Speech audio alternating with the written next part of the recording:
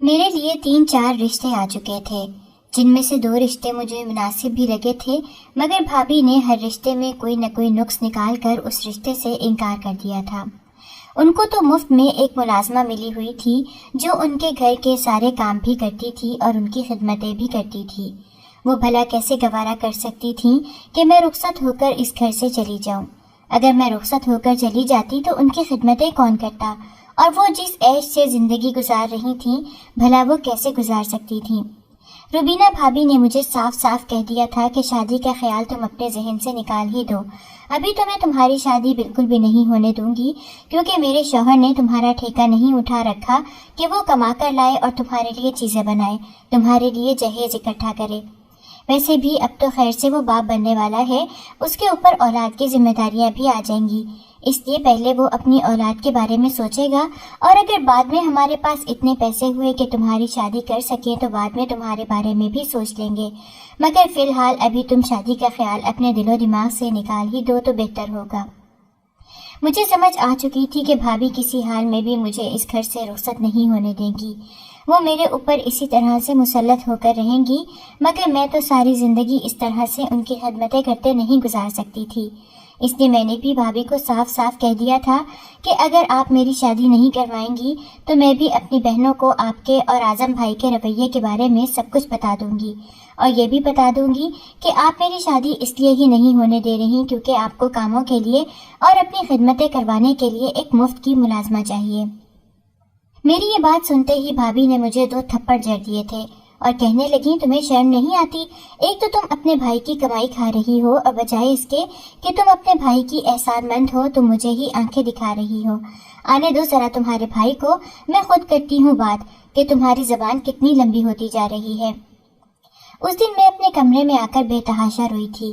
میں جانتی تھی کہ بھائی کو بھابھی کی محبت کے آگے کچھ بھی نظر نہیں آتا تھا، اس لیے بھابھی اعظم بھائی کو جو بھی پٹیاں پڑھاتی تھیں وہ چپ کر کے ان پر یقین کر لیتے تھے۔ میں نے اس روز اللہ سے گڑ گڑا کر دعائیں کی، یا اللہ کوئی وسیلہ بنا دے کہ میں بھی اپنی زندگی اپنی مرضی سے گزار سکوں۔ اب تو مجھے جیسے وہ گھر ایک قید خانہ ہی لگنے لگ گیا تھا، ویسے بھی اب میرا وہاں تھا ہی کون۔ شام کو اعظم بھائی گھر آئے تو میں خود ہی ان کے لیے جا کر کھانا بنانے لگ گئی، کیونکہ اگر میں نہ جاتی تو بھابھی ایک بات کی 100 باتیں بنا کر سناتی۔ جب میں روٹیاں بنانے لگی تو بھابھی بھی کچن میں آ گئی۔ میں نے ان کو نفرت سے دیکھا اور کہنے لگی کہ آپ بھی تو ایک عورت ہیں، پھر آپ یہ سب میرے ساتھ کس طرح سے کر سکتی ہیں؟ مگر میری بات سنتے ہی انہوں نے مجھے بالوں سے پکڑ کر اپنی طرف کھینچا اور کہنے لگی، تم کیا چاہتی ہو کہ میں تمہیں تمہارے ہی بھائی کے ہاتھوں پٹوا دوں؟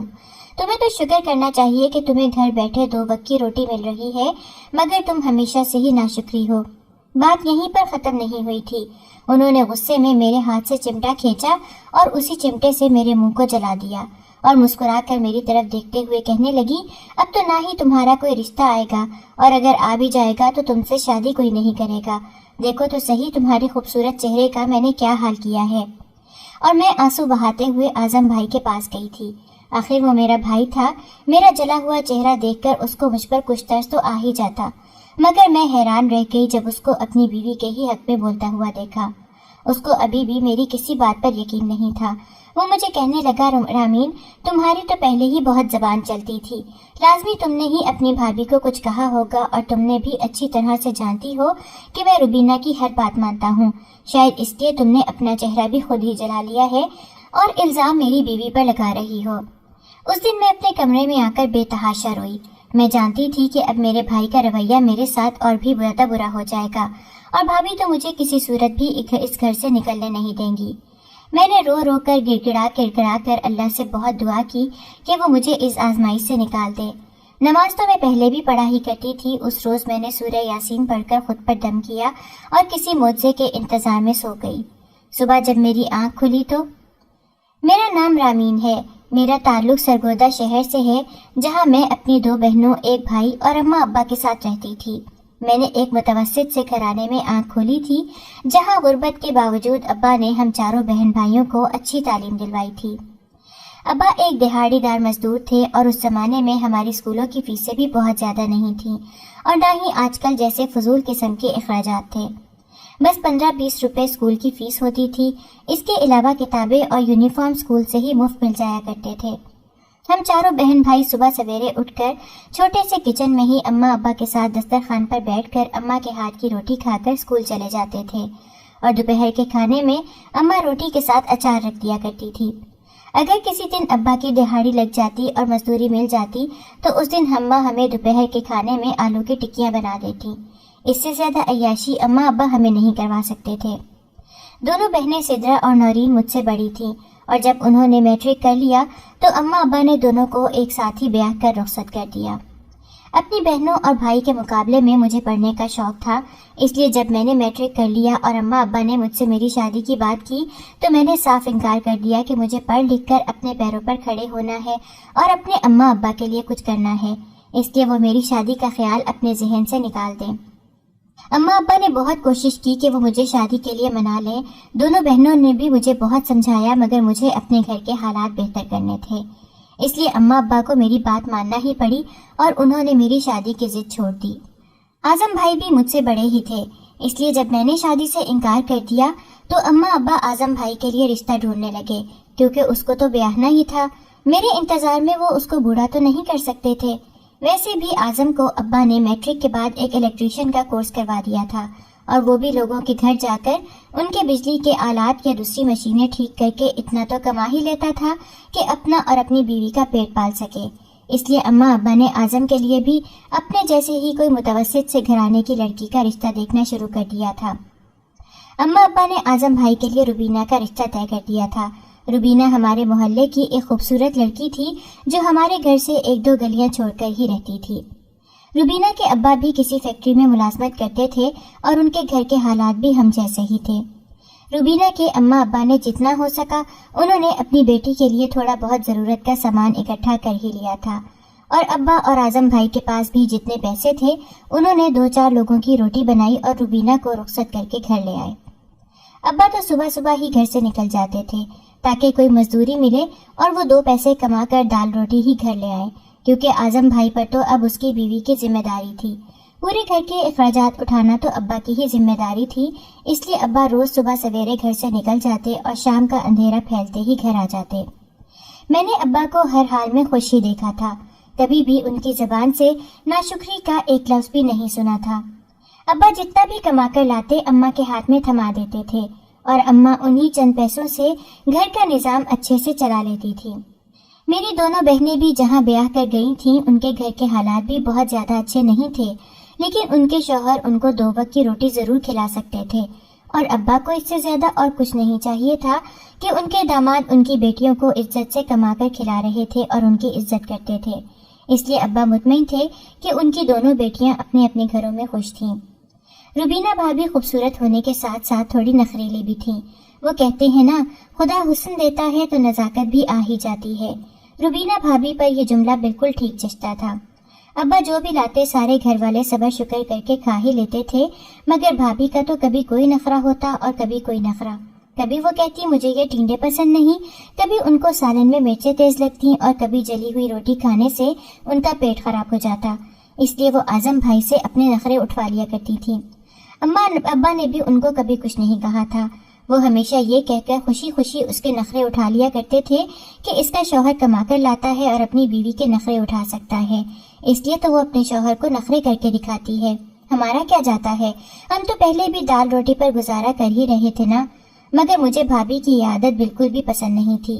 वो कोई अमीर घर से तो आई नहीं थी जो इस तरह से नखरे करती थी। जिस घर से वो आई थी वहाँ पर भी वैसा ही खाती आई थी जैसा इस घर में हम सब खाते थे, मगर मैंने भी भाभी से कभी कुछ नहीं कहा था। घर का काम भी बहुत ज्यादा होता था, इसलिए मैं अपनी पढ़ाई से फारिग होकर अम्मा के साथ घर के कामों में हाथ बटा दिया करती थी, क्योंकि बकौल अम्मा अब्बा के रुबीना भाभी के बकौल अभी अभी उनकी नई नई शादी हुई थी और हम आते ही उससे घर के काम तो नहीं करवा सकते थे ना। और मुझे हैरानगी होती थी कि आजम भाई और रुबीना भाभी की शादी को पूरा 1 साल गुजर गया था और अभी तक उन्होंने घर के किसी भी काम को हाथ नहीं लगाया था। ऐसी भी क्या शादी जो 1 साल तक इतनी नई थी कि वो अभी तक घर का कोई काम या जिम्मेदारी संभालने के लिए तैयार ही नहीं थी।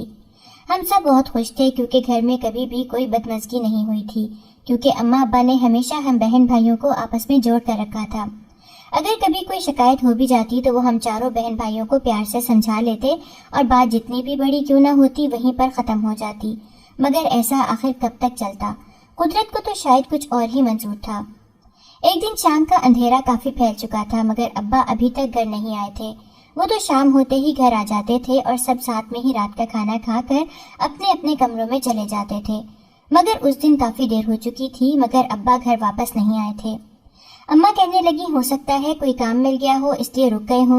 मगर जब रात काफी हो चुकी और अब्बा की कोई खबर न मिली तो अम्मा भी परेशान होने लगी।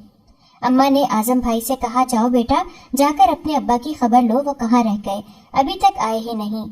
तो आजम भी अपनी बीवी के ही पल्लू में छुपकर बैठ गया और कहने लगा, अम्मा मैं खुद काम से थका हारा आया हूँ, अब्बा कौन सा कोई छोटे से बच्चे हैं, कोई काम ही कर रहे होंगे, आप परेशान मत हो, वो खुद ही आ जाएंगे। ये तो हम सब जान ही चुके थे कि आजम तो ज़न्मुरीद ही बनकर रह गया था, मगर अम्मा अब्बा ने इस बात को कोई ज्यादा अहमियत नहीं दी थी, क्योंकि आजम और उसकी बीवी की वजह से घर में कभी कोई भी बदमज़गी पैदा नहीं हुई थी। मगर उस दिन आजम भाई के जवाब ने अम्मा को बहुत मायूस किया था। उनका तो एक ही बेटा था और अब्बा तो वैसे ही न जाने कहाँ रह गए थे। अगर वो बेटे से न कहती तो मदद के लिए किसके पास जाती? मैं भी जानती थी कि जब से आजम भाई की शादी हुई थी उनको तो रुबीना भाभी के अलावा कुछ नजर ही नहीं आता था। रुबीना की हर बात मानने के लिए तो वो बिल्कुल तैयार रहते थे। अगर भाभी उनको आधी रात को भी कोई काम कह देती तो भाई भागे भागे जाते और उसकी फरमाइश पूरी कर देते। मगर जब अब्बा के बारे में अम्मा ने आजम भाई से कहा तो वो थकावट का बहाना बनाकर अपने कमरे में चले गए। जब रात गुजर चुकी और अब्बा न लौटे तो सुबह होते ही अम्मा ने एक बार फिर भाई से कहा कि वो अब्बा के बारे में मालूम तो करे, वो तो जानता ही है कि अब्बा किस किस जगह पर जाकर मजदूरी करते थे। मगर उस दिन भी आजम ने फैक्ट्री से लेट होने का बहाना बनाया और जल्दी में अम्मा से ये कहता हुआ घर से चला गया कि आप परेशान क्यों होती हैं, अब्बा खुद ही घर वापस आ जाएंगे। अम्मा आखिर कितना इंतजार करती। जब शाम ढलने लगी तो अम्मा ने बड़ी बाजी सिद्रा को फोन किया। वो भी सरगोदा में ही रहती थी और उनका घर हमारे घर से कुछ ही फासले पर था। इसलिए अम्मा ने सिद्रा से मदद मांगी और कहने लगी कि बेटा तुम जरा अपने मियाँ से तो कहना कि वो तुम्हारे अब्बा का पता करे, वो कल से घर वापस ही नहीं आए। सिद्रा उल्टा अम्मा पर ही गुस्सा करने लगी कि अब्बा कल से घर वापस नहीं आए और आप अब बता रही हैं। मगर अम्मा ने तब भी सिद्रा बाजी को आजम के रवैये के बारे में कुछ न बताया। वो दिन भी ढलने को आ गया था मगर अब्बा की कोई खबर न थी। अब तो आजम को भी परेशानी होने लगी थी। तभी सिद्रा अपने मियाँ के साथ घर में दाखिल हुई और भागकर अम्मा के गले लग गई। वो बस रोए ही जा रही थी। उसको देखकर हम सब परेशान हो गए थे कि आखिर इसको हुआ क्या है। अम्मा ने तो सिद्रा बाजी से फौरन यही पूछना शुरू कर दिया था कि तुम्हारे अब्बा का कुछ पता चला, क्या वो ठीक है, तुम रो क्यों रही हो, मुझे कुछ बता क्यों नहीं रही हो। तभी सिद्रा बाजी के मियाँ ने आगे बढ़कर आजम को गले से लगाया और हमें वो खबर सुना दी जिसको सुनकर हमारे पैरों तले से जमीन ही निकल गई थी। वो कहने लगे कि अब्बा किसी बिल्डिंग की तामीर का काम कर रहे थे और वहाँ ही दिहाड़ी पर मजदूरी कर रहे थे कि बिल्डिंग की एक दीवार गिर गई जिसके नीचे आकर वो बहुत बुरी तरह से जख्मी हो गए थे और अस्पताल जाते जाते रास्ते में ही उनकी मौत भी हो गई थी। उनको वहाँ पर कोई जानता ही नहीं था क्योंकि वो पहले कभी भी उस इलाके में नहीं गए थे, इसलिए उनकी लाश एधी वालों के पास पड़ी है। हमारे घर में तो गोया कयामत ही आ गई थी। अब्बा तो हमें छोड़कर चले गए थे। ये खबर सुनते ही अम्मा की हालत भी खराब हो गई थी और उन पर फॉलिज का अटैक हो गया था। अभी हम एक सदमे से निकले नहीं थे कि अम्मा की हालत की भी सबको फिक्र लग गई थी। अब्बा ने हमें कभी नहीं बताया था कि वो हमारे लिए किस मुश्किल से 2 वक्त की रोटी कमा कर लाते थे। उनको तो बस इस बात की ही फिक्र होती थी कि कहीं उनके बच्चे भूखे ही न सो जाएं। हम नहीं जानते थे कि अब्बा किन मुश्किलों से 2-4 पैसे कमा कर लाते थे। हमने अम्मा के मुंह से कभी भी कोई नाशुक्री के कलिमात नहीं सुने थे। वो हर हाल में अल्लाह का शुक्र करती थी। मगर अब हमारा घर कौन चलाएगा? आजम को तो अपनी बीवी के नखरों से ही फुर्सत नहीं मिलती थी। अम्मा की दवाएं कौन लाता? आजम की तो जो कमाई होती थी वो अपनी बीवी पर ही लुटा दिया करता था। सिर्फ 2 वक्त की रोटी देकर वो हम पर एक एहसान कर दिया करता था। अम्मा की दवाओं के लिए उसके पास कभी पैसे हुए ही नहीं थे। जब भी मैं उससे अम्मा की दवाओं के मुतालिक पूछती तो वो महंगाई का रोना रोने लग जाता था। मैं तब तक बीए कर चुकी थी। पढ़ना तो मैं आगे भी चाहती थी मगर अब 2 वक्त की रोटी ही पूरी हो जाती यही बहुत था। पढ़ाई तो बहुत दूर की बात थी। ऊपर से अम्मा का ख्याल भी रखना होता था। भाभी ने तो अभी तक किसी काम को हाथ ही नहीं लगाया था। मैंने एक दिन आजम और अम्मा से कहा कि घर के हालात ठीक नहीं हैं इसलिए मैं नौकरी करना चाहती हूँ, मगर आजम भाई ने मुझे साफ मना कर दिया था कि वो मुझसे नौकरी नहीं करवाएगा, इसलिए चुपचाप घर ही बैठो। मगर मैंने आजम भाई से कहा कि अगर वो मुझे नौकरी नहीं करने देना चाहता तो अम्मा की दवाओं के लिए मुझे पैसे ही दे दिया करे, और तब शायद उसको थोड़ी सी गैरत आई और वो मुझे चंद पैसे दे गया। मगर ये चंद पैसे भी उसने मुझे सिर्फ 2 या 3 महीने ही दिए। इसके बाद से फिर वही महंगाई का रोना। अम्मा को दवाएं लगातार देनी थी, मगर आजम मुझे पैसे ही नहीं देता था, इसलिए अम्मा की हालत दिन ब दिन बिगड़ती ही गई और अब्बा के फौत होने के 10 महीने बाद ही अम्मा भी चल बसी। मेरी तो दुनिया ही वीरान हो गई थी। जब अब्बा जिंदा थे तो सब घर वाले इकट्ठे बैठकर एक जगह खाना तो खा लिया करते थे, मगर अब्बा के जाने के बाद सब इकट्ठे कहाँ बैठते। आजम तो आते ही अपनी बीवी के साथ कमरे में चला जाता और वो खाना भी कमरे में ही खाते। सिर्फ मैं ही थी जो अम्मा के साथ बैठकर खाना खा लिया करती थी, और अब तो अम्मा भी चली गई थी और मैं अकेली ही रह गई थी। बहनें भी अपने अपने घरों में थी, उनसे मैं क्या कहती। उन्होंने कौन सा मुझे अपने साथ ले जाना था। रहना तो मुझे वहीं पर था जो मेरा घर था, और वहाँ मैं अपने भाई के साथ रहती थी, उस भाई के साथ जिसको मेरा एहसास ही नहीं था। अम्मा अब्बा के होते हुए जो मेरी थोड़ी बहुत फिक्र कर ही लेता था, अब तो पलट कर मुझसे पूछता तक न था। अभी अम्मा को फौत हुए कुछ ही दिन गुजरे थे जब रुबीना भाभी मेरे कमरे में आई और मुझे कहने लगी, बहुत मना लिया सोग, अब कमरे से बाहर निकलो और थोड़ी बहुत घर की खैर खबर भी लो। दोबारा मुझे तुमसे न कहना पड़े, मेरे कहने से पहले ही तुम खाना बना लिया करो। तुम तो जानती ही हो कि तुम्हारा भाई थका हारा घर आता है और आते ही उसको भूख लगी होती है, इसलिए जितना सोग बना लिया था काफी है। भाभी के रवैये का अंदाजा तो मुझे पहले ही था, मगर मैं ये नहीं जानती थी कि वो अम्मा के फौत होते ही मेरे साथ इस बुरी तरह से पेश आने लगेंगी जैसे मैं उनकी नन नहीं बल्कि उनके घर की एक मुलाजमा हूँ। मैं सुबह सवेरे उठती, सारे घर की सफाई करती और उसके बाद किचन में घुस जाती। जब तक मैं किचन में नाश्ते के बर्तन धोकर फारिग होती, दोपहर का वक्त हो जाता और फिर दोपहर का खाना भी मुझे ही बनाना होता। मैं सारा दिन किचन में खड़ी काम ही करती रहती, मगर भाभी को कभी इतनी जहमत भी नहीं हुई थी कि वो झूठे मुंह ही मदद के लिए कह दिया करती। उनको तो बस अपने फैशन से ही मतलब था। जो उनके पास थोड़ा बहुत मेकअप का सामान था वही अपने मुंह पर थोप कर अपनी दोस्तों की तरफ घूमती फिरती रहती, और जब आजम भाई के आने का वक्त होता तो मुंह फुलाकर कमरे में बैठ जाती और कहने लगती कि मेरी तबीयत ठीक नहीं है, मेरा जिस्म दुख रहा है। और भाई भी मेरी ही शामत ले आते, उल्टा मुझे ही कहने लगते कि घर का कोई काम भी कर लिया करो, तुम्हारी भाभी तुम्हारे नखरे उठाने के लिए नहीं है। मैं तो इतना शुक्र करती थी कि मुझे इस घर में खाने के लिए 2 वक्त की रोटी ही मिल जाया करती थी। चलो जैसा भी था, आखिर घर तो अपना ही था ना। मुझे इस बात पर कोई एतराज नहीं था कि मैं सारे घर के काम भी करती थी और खाना भी बनाती थी। मुझे दुख था सिर्फ इस बात का कि आजम भाई ने मुझे कभी बहनों की तरह प्यार किया ही नहीं था, बल्कि वो तो बीवी की बातों में आकर मुझे ही डांट दिया करता था। आजम भाई की शादी को 2 साल गुजर चुके थे जब रुबीना भाभी उम्मीद से हुई। ये खबर सुनकर मैं सच में बहुत ज्यादा खुश थी। आजम भाई और भाभी भी बेइंतहा खुश थे। मेरा तो अकलौता भाई था। मैं अपने भाई और भाभी का हर तरह का बुरा रवैया भूलकर एक बार फिर से भाभी की खिदमतों में लग गई थी। खिदमत तो मैं पहले भी उनकी किया ही करती थी, मगर अब मैंने पूरे दिल के साथ उनका ख्याल रखना शुरू कर दिया था। मगर भाभी शायद इससे भी खुश नहीं हुई थी। सारा दिन वो अपने बिस्तर में लेटी आराम करती रहती, और जब आजम भाई के आने का वक्त होता तो वो मुंह बनाकर किचन में चली आती। जब आजम भाई भाभी को इस तरह से किचन में खड़े काम करते हुए देखता तो कहता कि तुम बेआराम क्यों हो रही हो, कुछ चाहिए थे तो रामीन से कह देती। और भाभी आंखों में मगरमच्छ के आंसू लिए आजम से कहती कि रामीन जैसा खाना बनाती है मुझे वो बिल्कुल भी पसंद नहीं आता, इसलिए मैं अपनी मर्जी का खाना बनाने के लिए आई हूँ। और भाई फिर से मेरी शामत ले आता और कहता, जैसा तुम्हारी भाभी को पसंद है उसको वैसा ही बनाकर दिया करो। मैं कमाकर किस लिए लाता हूँ जब तुम मेरी ही बीवी को कुछ ढंग का बनाकर खिला नहीं सकती। मैं घर में 2 तरह के खाने बनाती थी ताकि अगर भाभी को एक खाना पसंद न आए तो फौरन दूसरी डिश उनके सामने कर दूं। मगर न जाने क्यों वो मुझसे बदगुमान ही रहती थी और कोई न कोई बहाना बनाकर मुझे आजम भाई से डांट पड़वा ही दिया करती थी। अब तो मेरी भी शादी की उम्र हो गई थी, मगर आजम भाई मेरे लिए कोई रिश्ता ढूंढता तो ही मुझे ब्याह कर रुखसत करता ना। उसने तो जैसे मेरे बारे में कुछ सोचना ही छोड़ दिया था। वो तो भला हो सिद्रा और नौरीन बाजी का, जिन्होंने आजम के कान में ये बात डाल दी कि वो अब मुझे भी ब्याह कर अपने घर का कर ही दे। और तब आजम को ख्याल आया कि उसकी एक अदद कंवारी बहन भी घर में मौजूद है और उसने मेरे लिए रिश्ता ढूंढना शुरू कर दिया। मगर जब भाभी को इस बारे में इल्म हुआ कि आजम मेरे लिए रिश्ता ढूंढ रहा है और मेरी शादी कराना चाहता है तो भाभी से ये भी हजम न हुआ और वो मुझे ताने देने लगी कि मेरा शौहर तो पहले ही सारा दिन काम कर कर के थक जाता है और जो कमाई आती है वो सारे घर के अखराजात पूरे करने में ही लग जाती है, और खैर से अब उसकी फैमिली भी बढ़ने वाली है तो वो अपनी औलाद के अखराजात पूरे करेगा या तुम्हारी शादी के चोंचले उठाता फिरेगा। मगर मैं भाभी से क्या कहती, मैंने तो कभी भी उनके सामने बोलने की जुर्रत ही नहीं की थी। मेरे लिए 3-4 रिश्ते आ चुके थे, जिनमें से 2 रिश्ते मुझे मुनासिब भी लगे थे, मगर भाभी ने हर रिश्ते में कोई न कोई नुक्स निकाल कर उस रिश्ते से इनकार कर दिया था।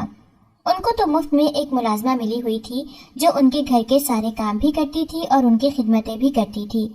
वो भला कैसे गवारा कर सकती थी कि मैं रुखसत होकर इस घर से चली जाऊं। अगर मैं रुखसत होकर चली जाती तो उनकी खिदमतें कौन करता, और वो जिस ऐश से जिंदगी गुजार रही थी भला वो कैसे गुजार सकती थी।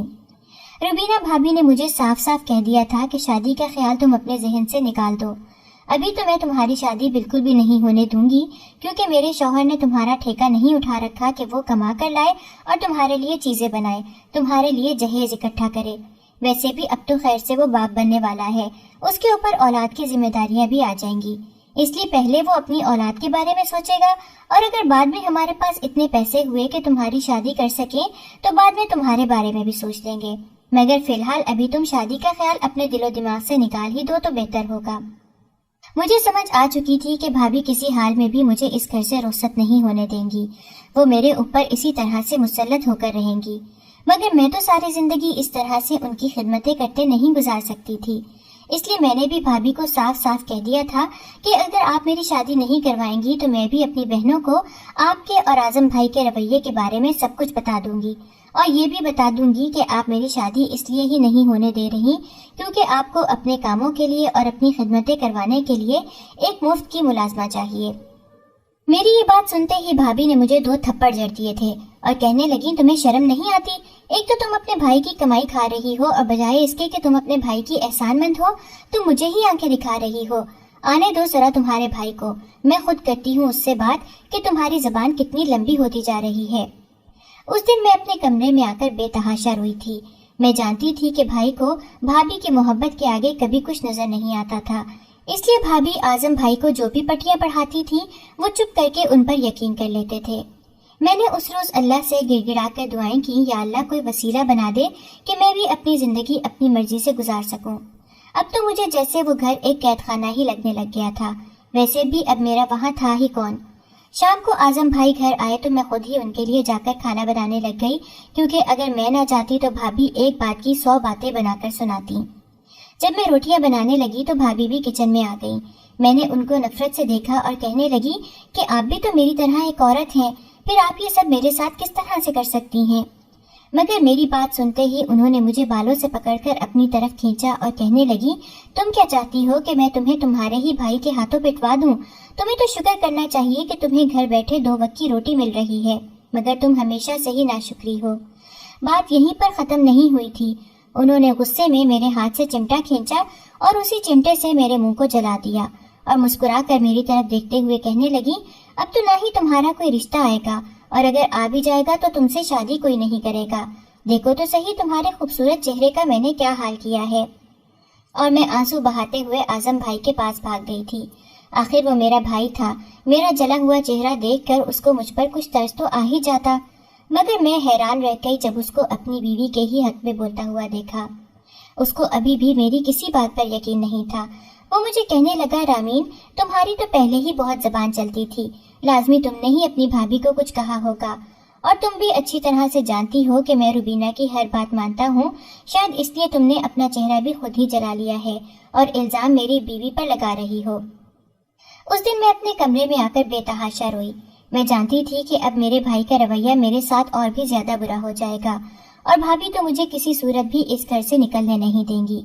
मैंने रो रो कर गिड़गिड़ा कर अल्लाह से बहुत दुआ की कि वो मुझे इस आजमाइश से निकाल दे। नमाज तो मैं पहले भी पढ़ा ही करती थी। उस रोज मैंने सूरह यासीन पढ़कर खुद पर दम किया और किसी मुआवजे के इंतजार में सो गई।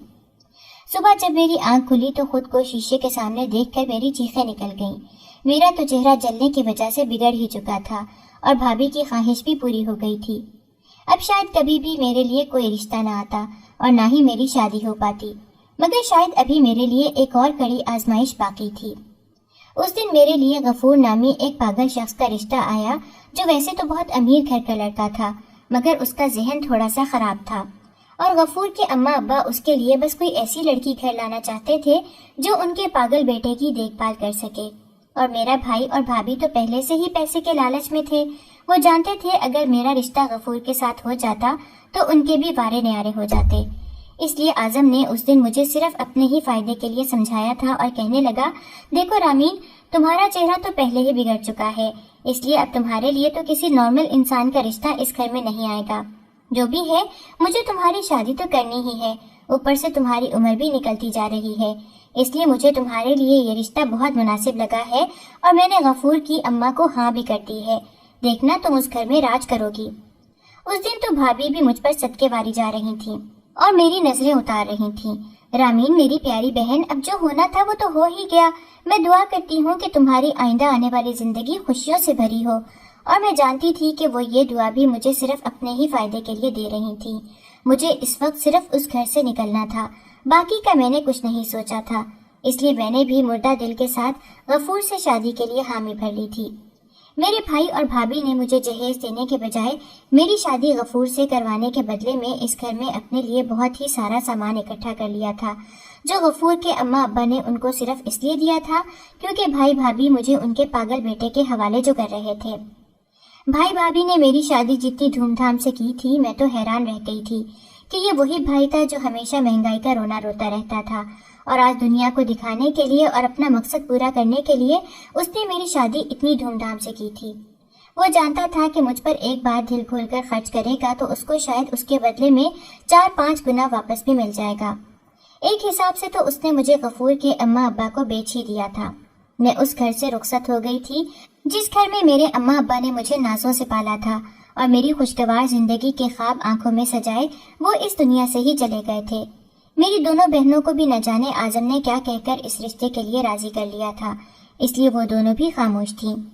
मैं गफूर की दुल्हन बनी रुखसत होकर उसकी बड़ी सी हवेली में आ गई थी। वो जैसा भी था अब मेरा शौहर था और मुझे उसकी देखभाल करनी ही थी। गफूर के सारे घर वाले बहुत अच्छे थे और वो भी मुझसे इस बात की तवक्को कर रहे थे कि मैं भी गफूर का ख्याल रखूं, और मुझे भला क्या फर्क पड़ता था। पहले मैं एक घर में नौकरानी थी और अब इस बड़ी सी हवेली में इस पागल अमीरजादे की देखभाल के लिए मुझे लाया गया था। मैंने महसूस किया था कि गफूर को पागलपन का दौरा तब पड़ता था जब बहुत से लोग उसके इर्द गिर्द इकट्ठे हो जाते थे, और धीरे धीरे मुझे ये समझ आने लगा था कि गफूर पागल नहीं था, बल्कि उसको सिर्फ लोगों से वहशत होती थी और उसी वहशत की वजह से उसके जहन पर असर हो गया था। जब ज्यादा लोग इकट्ठे हो जाते थे तब उसको अजीब तरह के पागलपन के दौरे पड़ते थे। मुझे ये नहीं समझ आई थी कि उसको आखिर क्या बीमारी थी। शुरुआत में तो गफूर मुझे जब भी देखता था अपने पास पड़ी हुई कोई चीज उठाकर मुझे दे मारता था, मगर मैं चुपचाप उसकी मार खाती रही और एक ही कमरे में उसके साथ रहती रही। आखिर मैं कहाँ जाती, मेरा तो अब कोई ठिकाना ही नहीं था। भाई के दाम पर एक मेका था और वहां जाकर भी मैं क्या करती। भाई तो पहले ही मुझे अपने सर का बोझ समझकर घर से बाहर निकाल चुका था। ऊपर से भाभी ने भी जो जुल्म मेरे चेहरे के साथ किया था, मैं अब गफूर के घर के अलावा कहीं भी नहीं जा सकती थी। दोनों बाजियों के घर के हालात भी ऐसे नहीं थे कि मैं उनके साथ रह सकती, इसलिए मैंने गफूर के साथ को ही कुदरत का फैसला मान लिया था। मेरी और गफूर की शादी को 6 महीने गुजर चुके थे। मैं सारा दिन गफूर की खिदमतों में लगी रहती। उसको साफ सुथरे कपड़े पहनाना और वक्त पर खाना खिलाना ही मेरी ड्यूटी थी। मैं अपनी ड्यूटी पूरी जिम्मेदारी से कर रही थी और गफूर की मारें भी सह रही थी। 3 से 4 बार उसने शीशे का गिलास उठाकर मेरे सर में इतनी बुरी तरह से मारा था कि मेरे सर में शदीद चोटें भी आई थीं। गफूर के घर वाले मेरे सामने शर्मिंदा भी थे कि वो मेरे साथ ऐसा रवैया रखता था, मगर वो मुझसे माफी मांगने के सिवा और कुछ नहीं कर सकते थे, क्योंकि वो भी जानते थे कि गफूर की दिमागी हालत ऐसी थी कि उसे कुछ भी समझाया नहीं जा सकता था। मगर मैंने गफूर के घर वालों का ये ख्याल गलत साबित कर दिया था कि गफूर को कुछ समझाया नहीं जा सकता। मैं पूरे दिल से गफूर का ख्याल रखती थी, क्योंकि वो जैसा भी था मेरा शौहर था और गफूर भी अब मुझे पहचानने लगा था। उसको पागलपन का दौरा तो अब भी पड़ता था, मगर अब वो पहले की तरह मुझे चीजें उठा कर नहीं मारता था, बल्कि मेरे आने पर वो खुशी से तालियां बजाता और बच्चों की तरह मेरे पास बैठकर मुझसे बातें करता।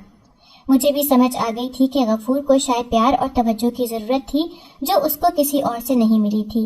اس کے اماں ابا تو ہمیشہ سے ہی زمینداری میں مصروف رہے تھے، اس لیے وہ غفور کو وقت نہیں دے سکے تھے اور اس نے اپنی تنہائی کو ہی اپنا دوست بنا لیا تھا۔ اس لیے اس کو لوگوں کی موجودگی میں وحشت ہونے لگتی تھی اور اس کو عجیب طرح کے دورے پڑتے تھے۔ اس کے اماں ابا کو لگتا تھا کہ شاید وہ پاگل ہو چکا ہے۔ انہوں نے غفور کے لیے بہت سے رشتے بھی دیکھے تھے، مگر ہر آنے والا غفور کو یہ کہہ کر ٹھکرا دیتا تھا کہ ہمیں اس پاگل انسان کو اپنی بچی نہیں دینی ہے۔ اور جب غفور کے اماں ابا غفور کا رشتہ لے کر میرے بھائی کے پاس آئے تھے، اور میرے بھائی نے تو صرف ان کی دولت ہی دیکھی تھی، میرے بھائی بھابھی کو بھلا مجھ سے کیا غرض تھی؟ ان کو تو میرے بدلے بھی بہت سارے پیسے مل رہے تھے، اس لیے انہوں نے خوشی خوشی مجھے غفور کے ساتھ رخصت کر دیا تھا۔ آج میری اور غفور کی شادی کو 8 سال گزر چکے ہیں اور غفور کے رویے میں بہت زیادہ تبدیلی آ گئی ہے۔ وہ ابھی تک بالکل نارمل انسان تو نہیں بن سکا، مگر اب اس کو پاگل پن کے وہ دورے نہیں پڑتے جو اس کو پہلے پڑتے تھے، اور نہ ہی وہ ہر ایک کو مارنے کے لیے بھاگتا ہے، بلکہ اب وہ زیادہ تر خاموش ہی رہتا ہے اور میری موجودگی میں وہ خوش ہو جاتا ہے۔ وہ مجھ سے خوش ہو کر باتیں کرتا ہے اور چیزوں کو سمجھنے کی کوشش بھی کرتا ہے۔ غفور کے اماں ابا تو جیسے میرے احسان مند ہی ہو گئے ہیں، وہ میرا بہت خیال رکھتے ہیں اور مجھے اٹھتے بیٹھتے دعائیں دیتے ہیں کہ میری وجہ سے ان کا بیٹا ٹھیک ہو رہا ہے، ورنہ وہ تو اپنے بیٹے کو پاگل سمجھ بیٹھے تھے۔ مجھے یقین ہے کہ ایک دن غفور بالکل ٹھیک ہو جائے گا۔ میں نے اپنے بھائی سے بھی ملنا جلنا نہیں چھوڑا ہے، کیونکہ میرے میکے میں صرف بھائی اور روبینہ بھابھی تو ہیں جن کا بچہ مردہ پیدا ہوا تھا، اور اب روبینہ بھابھی کبھی ماں نہیں بن سکتی۔ روبینہ بھابھی کو احساس ہے کہ انہوں نے میرے ساتھ کیا کچھ کیا تھا، مگر ان سب باتوں کو دہرانے کا کوئی فائدہ نہیں۔ میں غفور کے ساتھ خوش ہوں کیونکہ اس کے گھر والے سب میری عزت کرتے ہیں اور میرا خیال بھی رکھتے ہیں۔